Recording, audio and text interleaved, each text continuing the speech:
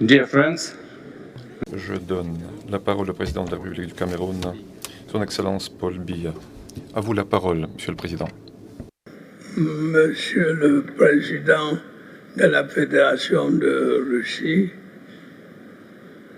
permettez-moi tout d'abord d'exprimer les remerciements de la délégation qui m'accompagne et mes propres remerciements pour l'accueil chaleureux, fraternel qui nous a été réservé à notre arrivée dans cette belle cité. Je voudrais en même temps exprimer la gratitude de l'Afrique et du Cameroun en particulier pour ce sommet qui permettra assurément de renforcer la coopération entre l'Afrique et la Fédération de Russie.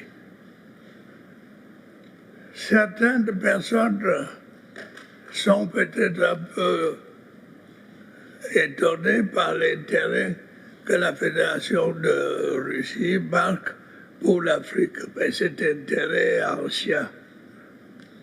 Je dois rappeler, et tout le monde le sait, que dans les années 1960, pendant que l'Afrique luttait pour accéder à la souveraineté, la Russie a apporté à l'Afrique et à sa lutte un appui sincère et efficace.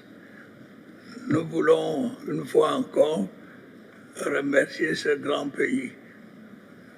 l'Assemblée, le forum d'aujourd'hui est la continuation de cette coopération qui a été bénéfique pour l'Afrique.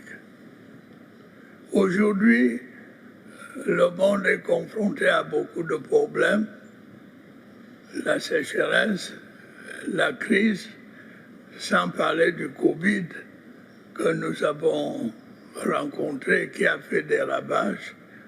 Et aujourd'hui, nous avons d'autres problèmes, l'inflation galopante.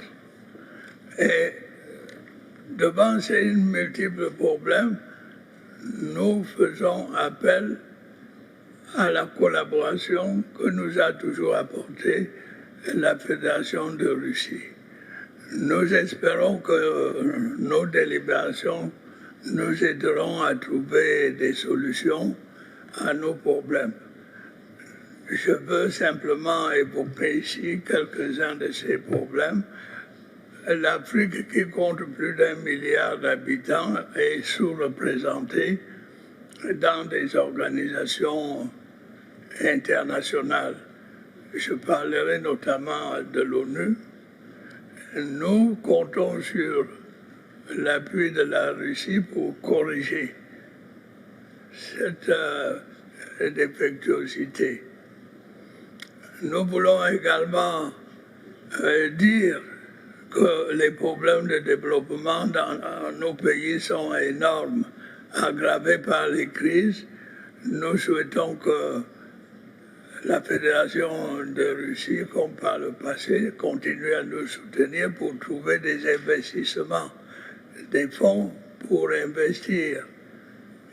Nous souhaitons que, par exemple, on demande au FMI de refaire une émission de DTS pour accroître les financements des économies du tiers-monde et de l'Afrique en particulier.